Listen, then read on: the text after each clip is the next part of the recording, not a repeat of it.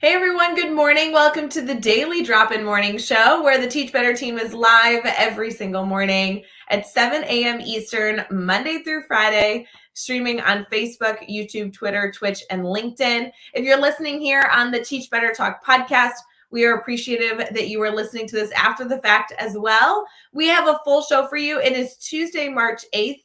And we have not only a wonderful guest with us, but we're going to continue discussing our theme. We have some good news and some holidays for you, and then I'm sure a slew of great dialogue. So please go fill up your coffee, getting ready for the day. Make sure to prop up your phone or be listening to us on YouTube, pulled up on your television as you get the day started, and we'll be right back.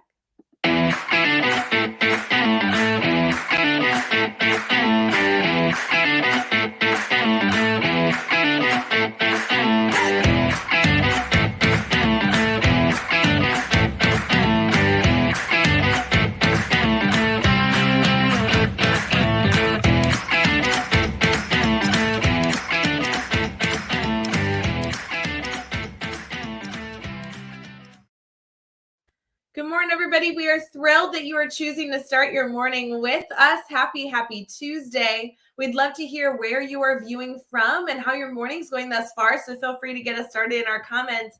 We have Ashley with us. Ashley, how are you? I'm doing well. I'm very excited. Oh, Ashley, it's going to be so fun to be able to talk shop. I know that you are doing incredible things in the classroom and have so many things to share. So I appreciate waking up bright and early to hang out with the Teach Better community. Absolutely. I'm happy to share. So Ashley, for people who may not be connected to you, would you mind sharing a little about yourself, kind of what you do in education, all the good stuff? Absolutely. So I am a instructional technology facilitator at a school just outside of Charlotte, North Carolina. We serve 850 third through fifth grade students. I have a staff of about 90 teachers that I work with, mentor in technology. So basically, my job is to support all of the tech, all of the Chromebooks, our programs. And I do have a wonderful technician that does the break fix kind of side, whereas I'm more of the instructional, how can we better incorporate technology into the day to day. Wonderful. So, yeah. How did you get into that space? So I started in education 8 years ago now in my district, and when I started, I had a wonderful ITF at my school, and I met her, and I've always been really into technology. So when I met her, I said, "I wanna be you when I grow up." And I asked her, "How can I be you?" And she said, "Here's the checklist." She's like, "You got to teach for at least 4 years. You have to get an advanced degree. You've got to stay up to the latest trends in technology." And so I just kind of went along that checklist and ended up getting my advanced degree in instructional technology, and then going from the classroom into this role. And so it was kind of nice. I started in this role when we all went virtual, which some people called crazy. And I'd say that I went from basically being behind the scenes to in front of the camera and running the show almost overnight. Yeah, I'm sure. I mean, we all had a crazy experience, but for you to change roles to best support that experience is wonderful. What drew you to the position? I know you kind of met this incredible mentor and said, "Ooh, I want to be you when I grow up." But what is it specifically that you find the most fulfillment out of your role? Just getting to work with teachers, getting to be in the classroom, getting to work with students, and just basically going from that like small four walls of a classroom to a building of a school, and just getting to see all these master teachers day in and day out do wonderful things for children, and then also getting to have those experiences for the children. So whether it's 3D printing or robots or coding, just getting to bring that into the classroom, because I know that technology is not necessarily something that everybody is comfortable with. And so I've always said that that's something that is a passion for me, and I'm happy to share that passion. So for teachers, I like to bring those experiences into the classroom because I do believe that STEM is very important in the classroom. No, and I love that you're able to support so many different master teachers, as you called them. I love that. And I think your mindset of, ooh, I just extended my classroom rather than four walls of a learning space. We now have an entire building I get to support. I think that's such a wonderful approach for the role that you're in. Now that you're in the dream job, do you have other goals and aspirations? You think you'll stick around this space for a while? Have you even gotten there to be able to think through that? I mean, it's only been a few years since you've been in this position, but have you found other mentors that you're aspiring to be yet, or are you living the dream? I mean, I'm living the dream every single day, and every opportunity I consider is a blessing. I definitely do see myself one day maybe going into more of the ed tech role, just to even support more teachers because I do feel like um, teachers really need that support right now. And as many people as I can help is great for me. I do currently love my school. I have a fantastic administration. My principal is absolutely wonderful.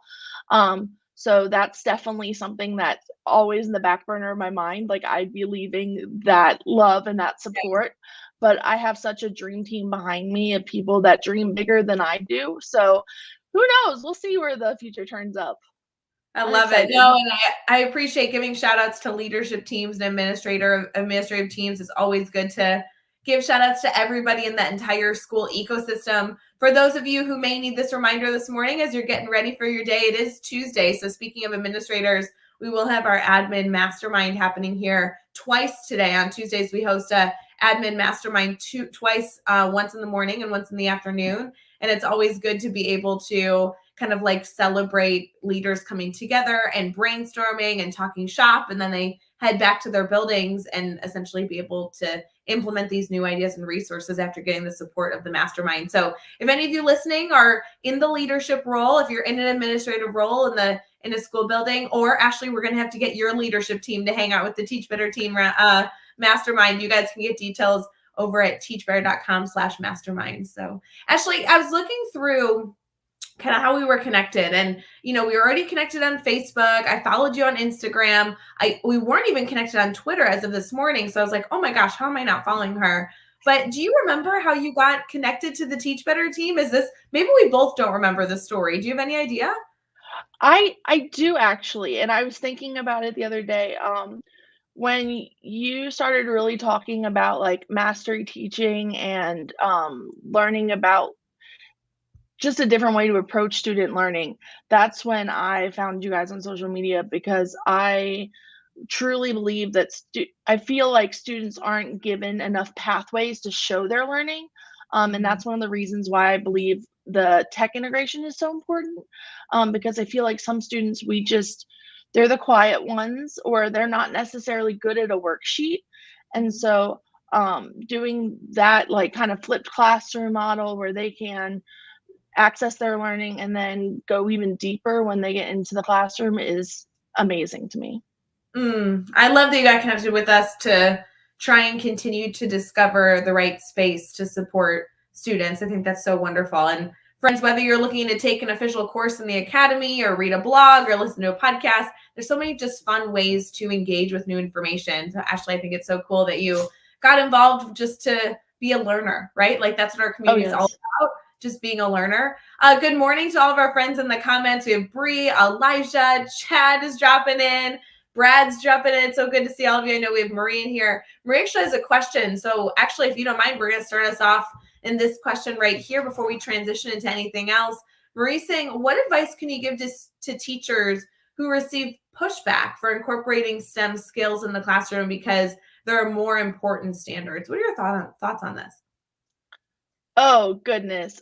This is one that I go to bat for almost daily, because as someone who's very passionate about technology and sees the benefit for it in learning, um, students need to know. And right now, a lot of schools are going one-to-one with devices. And I can tell you right now, if you're using any technology in your classroom, that is launching point for you to start teaching STEM skills. Mhm. Students need to know, like, why when they're typing in a Word doc, that little red line comes underneath a word. And that means your word is spelled wrong, but it also means that the computer can help you. And that's a STEM skill that just some people don't realize is a STEM skill. Also, my other thing is that you can, if as long as you're tying it back to the standards, I feel like technology should be an enhancement of your learning. So as long as you're tying it back to those standards, whether it's using Ozobots to code multiplication or dash and dots to show a new project that you're doing with the students, I feel like it all has to go back to that beginning standard of what you're teaching, and then the tech is just the extension of how they show that learning. So I mean, I think this is something that we're going to battle because unfortunately, it is seen as too much screen time. But I also say that, yes, there's some benefit to not using technology. There is a time and a place for the paper and the pencil, and there's a time and a place for the device. And students now are using devices all the time. In my role, I see the good and the bad, the ugly of how a student can use the device. So, it's really about teaching them this is the device and this is the power and the responsibility that you have and to use it Ashley, I love that wisely and you're in a good way.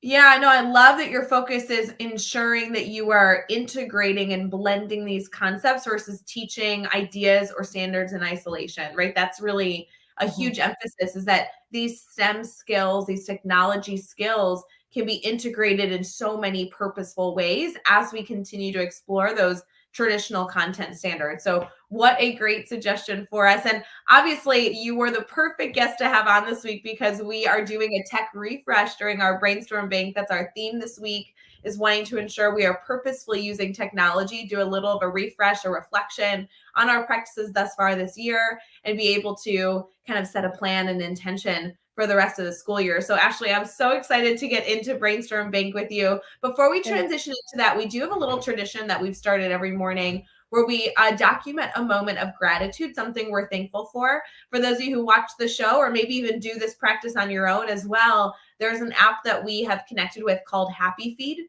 And it's just a free app that we have connected with the team over there on. And it's a place to not only document moments of gratitude, but also be able to revisit those moments of gratitude at any point in time, which is just kind of fun, not only to document just appreciative things that we love and enjoy in our lives, but also be able to revisit moments of celebration that we've been able to document in the past. So as we build our bank of these moments of gratitude, Ashley, I'd love to ask you, what should we put in our Happy Feed app today? What are you most grateful for?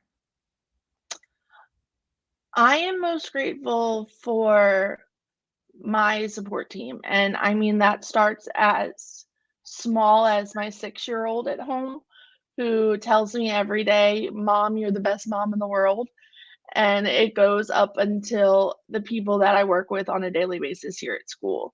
So just having those people behind your back cheering you on, dreaming those big dreams for you is more than I can even say. I'm so thankful for every single one of them.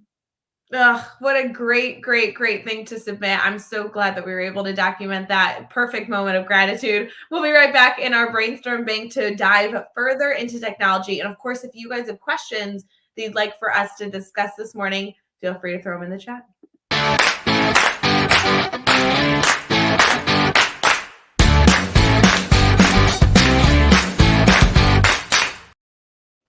Good morning, everyone. Thank you for joining the Daily Drop In Morning Show. Whether you're listening live with us or listening after the fact on Teach Better Talk podcast, we appreciate you being here. We so also appreciate you subscribing and rating and review the show to make sure that we are not only hearing from you, but also able to reach more listeners and more viewers. Of course, if you are watching on, social media platform, feel free to share. If you are listening on your favorite podcasting app, it's just easy to hit that subscribe button and let us know what you think so far. And of course, if you're following us on YouTube or anything else, again, that little subscribe button is so, so helpful for us to be able to continue to reach a wider audience. Ashley, we have been able to have so much conversation so far, but I'm excited to get into the weeds a little bit around what you love about technology. Our theme this week is about refreshing our practices. So ensuring that we're reflecting and bringing the right things into our students to be able to create the most dynamic experiences possible. Can you give us a little insight when I say that we're doing a tech refresh? What does that mean to you? Well, when I think about I was in the classroom on that week, of 2020 when everything just went completely virtual, and I remember I was teaching 2nd grade, and, I remember even being the tech enthusiast myself, I had all these great things in front of me as far as, like, ways to, communicate my lessons, whether it was Zoom or Microsoft Teams. But when it came to the meat of the content, I was just really grasping at straws for things that I could do virtually because I didn't have those manipulatives. I didn't have those tried and true activities that I had done multiple times or had the ability to do all of a sudden because my kids they use technology but not completely individually by themselves in a room without their parents or somebody to help to guide them. So I think back to that, and it was good. I mean, I think my kids got a great education during that period because I was putting my heart and soul more than I ever had into making sure that they were getting the content somehow through a screen. But I think now that we're in this post virtual world and everything is coming back in person, we really do have to think about, okay, now I use that technology, but at the time for them to access their education. And now we really need to switch gears into engaging students in technology because necessarily throwing up a worksheet that's a PDF on a platform that will take it isn't necessarily tech integration. That's still a worksheet, which makes me cringe a little bit.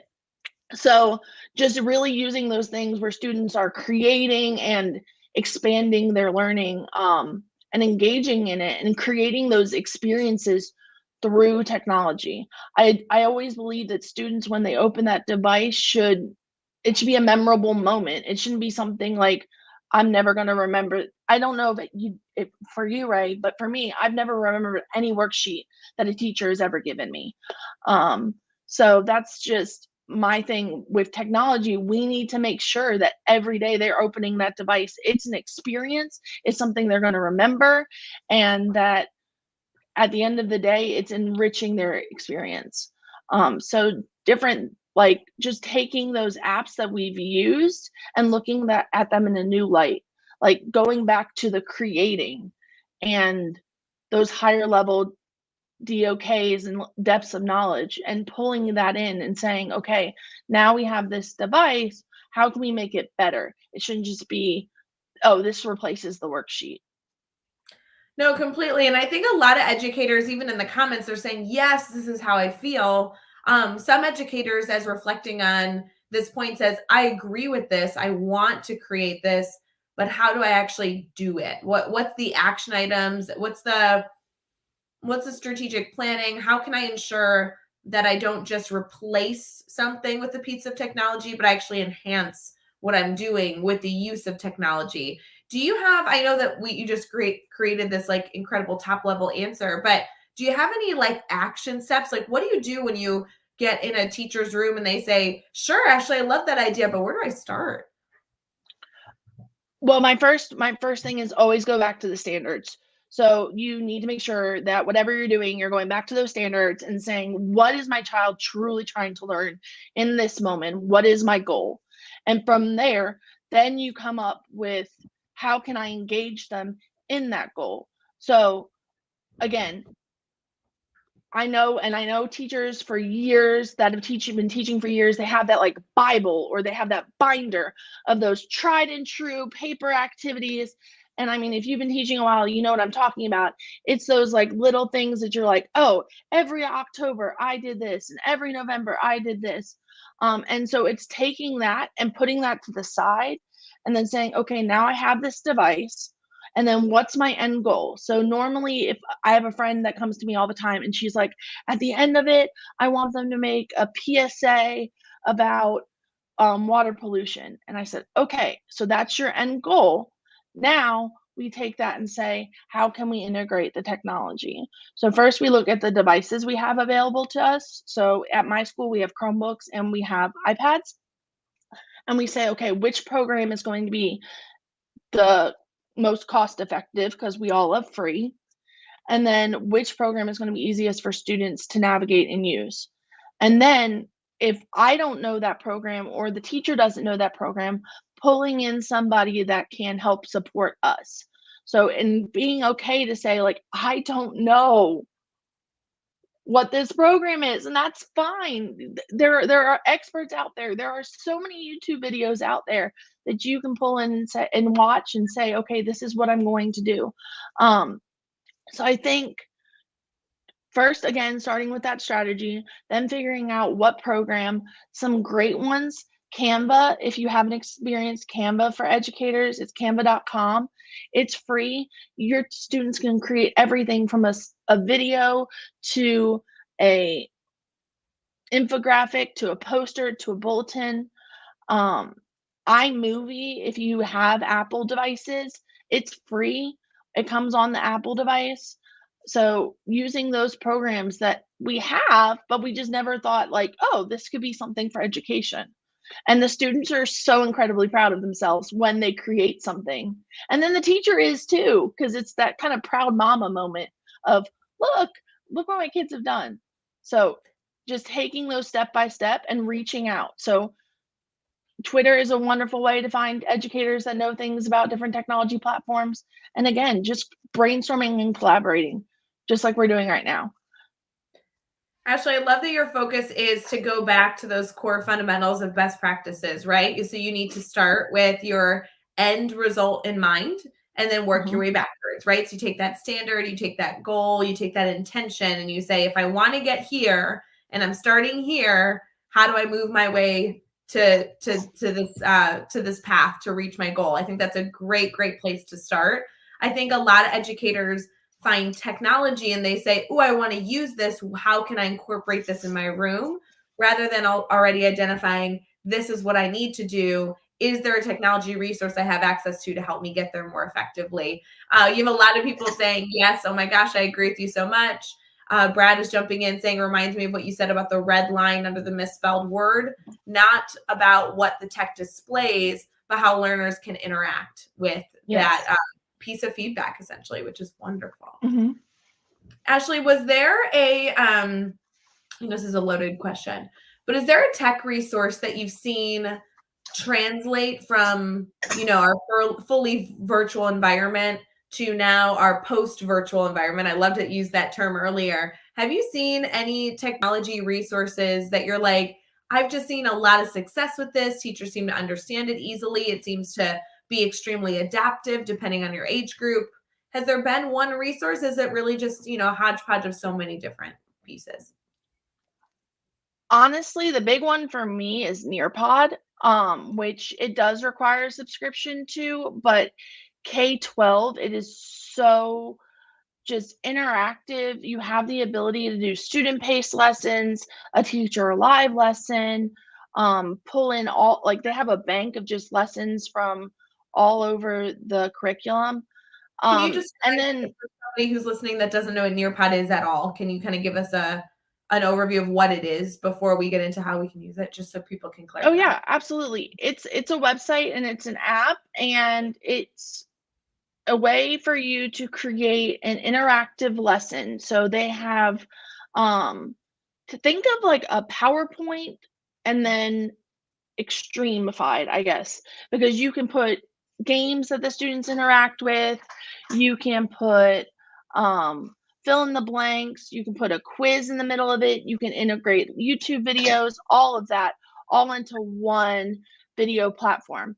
And It's a then as you present the it's a really lesson, easy way for like people that are listening to kind of take stock informative assessment throughout the lesson is a oh, great yes, absolutely. Take formative assessments throughout the lessons, create those experiences. They have virtual reality, they have virtual field trips, they have um, mindfulness videos you can throw in. And then, like I said, cross curriculum. So they have different focuses. Like for right now, they've got a women's history focus. They have one for February. They had Black History Month. They have a really great one on cultural diversity and accepting other people. So yeah, it's a great resource. For those of you listening, Teach Better and Nearpod have done a number of different collaborations. So if you're not using Nearpod and you're looking for some sort of code or access, I have no promises, but I feel like there might be something that we can find for you. So if you guys have never tried Nearpod, I'd love to help in any way, connect you. It's a great, Ashley, a great example of a tech resource that is not free. So I understand the hurdle with that, but really does kind of open up a number of opportunities for educators to maybe stay a little bit in their comfort zone and step out only slightly to engage with their students throughout a maybe more traditional lesson, to kind of get those pieces of feedback from students. It's a really great recommendation. Any others in addition to that? I know I cut you off earlier as you were talking about Nearpod and the value it brings. I just want to go through some of those basics for them. Canva too. Like I said, Canva is one that I really I don't think it gets enough light in the education aspect, because it's pretty easy to use and to create digital designs. But for students just to like have that launching point to start, and they have so many great templates that a student can just edit, where they you can go rogue and start with a blank template and just kind of create from there. Um, but yeah, those are probably the two that like stick out to me the most. Um, but also just using like the Google Suite, if you have that available, for slides or sheets or docs. Those are great ways for students to just start creating and on a very simplified basic level. And then it's easy too because they can just share the document directly with the teacher. So Yeah, yeah, there's a lot of great text tools out there. And for I sure. mean, even as someone who uses them daily, it's not, I haven't explored the whole world. So, like I said, if there is something that you want to create, I guarantee you there's probably a tech tool that is available for you to use. It's just a Yeah. matter of whether you're willing to jump in, dip your toe in, start somewhere. Well, and like you recommended earlier, most of these tutorial videos on how to use these technology resources are not only things they can reach out to you for, but exist on YouTube and everywhere else. And obviously, Canva is an example you've given that is a free resource. The Teach Better team lives in Canva constantly. If you see any graphic done by the Teach Better team or the Teach Better family, it's probably coming out of Canva. So we really love that platform as well. And not only is it free for students, but it is free at an updated level for educators as well, just using your school email. So for those of you who have not explored it, it's a great, easy space to make eye-catching resources. It's a great suggestion there, Ashley. Before we transition here into our good news for the morning, I'd love to kind of ask you, if somebody was popping into our video right now and they only had a few minutes to stay with us as they're getting ready for their morning and popping into Daily Drop-In, what would be the one message you want our community to learn from this morning? Something that you really feel passionately about that you hope they take away from tuning in this morning? Oh, absolutely. So that technology is a language, and everybody always says like, "Oh, Ashley, like you really understand it. You know exactly what to do." And it's honestly because I practice it. And unfortunately, technology is an ever evolving language. So you constantly have to kind of be working on those skills. You constantly have to be looking at those programs to see and say what is coming out, what's doing. So if it scares you, my advice is just to keep practicing with it and just keep using it. And it doesn't always need to be in front of students. Like you can take it home, kind of play with it, and just have fun. It doesn't always need to be that like critical lesson. And I definitely wouldn't do it in that critical lesson right before that benchmark or the end of grade exam, because honestly, that's like I said, that's not going to enhance the children's learning. That's not going to create that experience for them. They're going to know you're just as nervous. And also, your kids play a giant role. They know a lot. Like I said, they know a lot about these devices now. They're so happy to help you and be that kind of guide or that mentor. I can't tell you how many times a kid has come to me and said, I reminded my teacher to turn off their computer and turn it back on when it wasn't working, and it helped. So I think just again, it's a language, it's ever evolving. So you've got to kind of practice it, you've got to stay on top of it. It's not something that when it happened, something that happened 20 years ago, it's totally different right now. So, but taking those steps to realize that you'll learn it, it'll be okay, and there's a whole community ready to support you when you're ready to take that jump. I love it. We'll be right back, friends, with some good news and, of course, our holidays.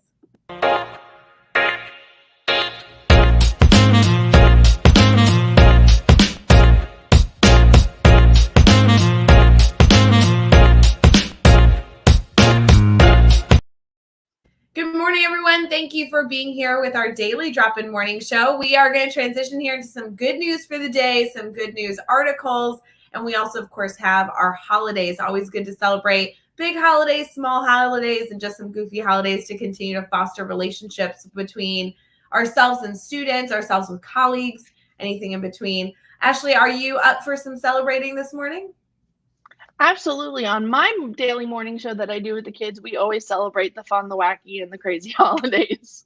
I love it. See, that's a great way to kick off the morning, right? Starting with some of those fun opportunities to laugh and foster discussion. This morning has a blending of many funny holidays and also some ones that would probably foster a great discussion in your communities. For example, today is International Women's Day. I'm sure you've been seeing on social media in a number of different places. People celebrating International Women's Day. Girl power is celebrated through the historical, cultural, and political achievements of women. So lots to celebrate there, lots of discussions that you can have with students this morning as you get started. Ashley, think we'll be celebrating that one today? Oh, absolutely. That'd be good. It's also National Proofreading Day. Let's talk about some typos. I love the example, Ashley, you gave us this morning of how STEM can be integrated into so many different practices, one of which was simply utilizing that line underneath the words, the red line that we all hate telling us that we spelled something wrong. So it sounds like proofreading was a perfect opportunity today to celebrate that.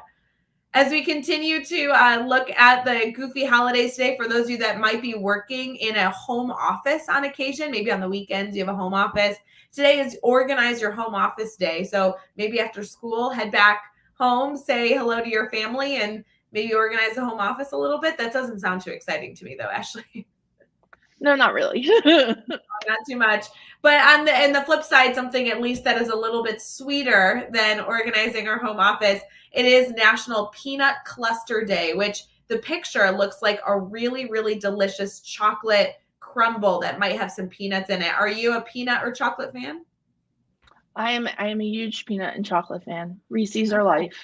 Oh, see? So I think I would probably cheat, and rather than like eat a peanut cluster on today's holiday, I would just grab a Reese's because that's the same ingredients. It's just probably mixed up a little bit differently. Basically, yeah. I love it. It was so good. For our good news this morning, we are grabbing a good news article from the Good News Network, goodnewsnetwork.org.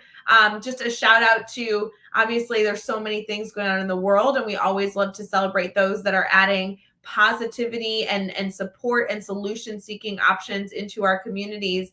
This headline says Airbnb is setting up over 100,000 refugees from Ukraine with free hosting. So Airbnb's co-founders have already sent letters to leaders across Europe, starting with those in Poland, Germany, Hungary, and Romania, offering support to welcome refugees within their borders and promising to work closely with the governments to best support the specific needs of each country, including providing long-term stays. So this announcement is a part of a larger movement by this company to support refugees and other displaced people around the world. Last month, the organization announced that they will be providing housing for over 30,000 Afghan refugees. And now they've set a new goal to ensure that they are extending that into, obviously, supporting those in Ukraine.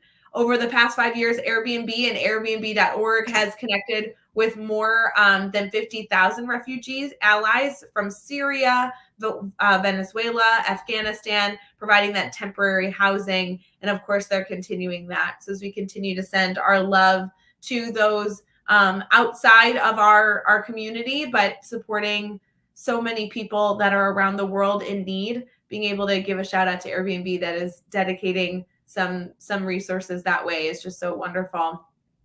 That Ashely is is wonderful. Yeah, and this is definitely something that we can bring to our students depending on who we teach at a variety of different levels. So kind of being able to approach the celebration of people helping one another is an easy way to be able to bring that to a lower level or lower age student as well. Mr. Rogers did say in times of crisis, always find the helpers. So I love it. Look at that. Perfect. Ashely, do you want to make sure that our community can stay connected to you? You're doing a ton of stuff and obviously following you on social media, being able to connect with you and learn from you should not just happen this morning, but hopefully will continue to happen over time as we add you to our professional learning network. Will you tell us a little bit about how our community here can stay connected to you? oh yeah, absolutely. As my name says, I'm tall techie on all of my social media. So yes, I am 6 feet tall, which is where that comes from, but I'm also a techie person. So yeah, all Twitter, Instagram, Facebook, all of it. And I'm happy to share. I'm one of those people, if I create it, I'm happy to share it. So definitely reach out if you have any questions. I love it, Ashely. Thank you so much for sharing your insight on Daily Drop-In. Thank you for waking up bright and early to talk shop with us. And obviously, we hope that you have a great rest of your day supporting all your teachers that you're supporting in your building. I know you have a big responsibility to be able to talk about tech integration, and I think it's so wonderful the work you're doing. So we're excited to kind of follow along in your journey. We really appreciate it. Thank you. I've been blessed to have this opportunity. So fun. For everyone here, we want to wish you all a wonderful Tuesday. It's March 8th. We have a feeling it's going to be just an incredible rest of our day today. As many of you know, if you're again in that administrative role, we do have our admin mastermind starting here at the top of the hour. So if you are interested in joining our mastermind session, whether it be the AM session facilitated by Brian Zwemke or the PM session that's facilitated by our one and only Teach Better team member, Brad Hughes, you can definitely go find out all that information over at teachbetter.com/mastermind. And then if you are looking for other opportunities to get involved, and actually this would include you as well, we also have proposals open for the Teach Better conference. So for those of you that are eager to share your voice, share an idea at the Teach Better conference, you can submit your proposal all month. You also get all of April. It's good. Our proposals are closing at the end of April, and you can share your voice in a few different sessions to be considered to join our lineup for the Teach Better conference, which is, of course, October 14th and 15th of this coming fall. So for those of you that are getting started for your day, please enjoy your last few sips of coffee. Ashely, thank you again for joining us, and we'll see you friends later. Bye, friends.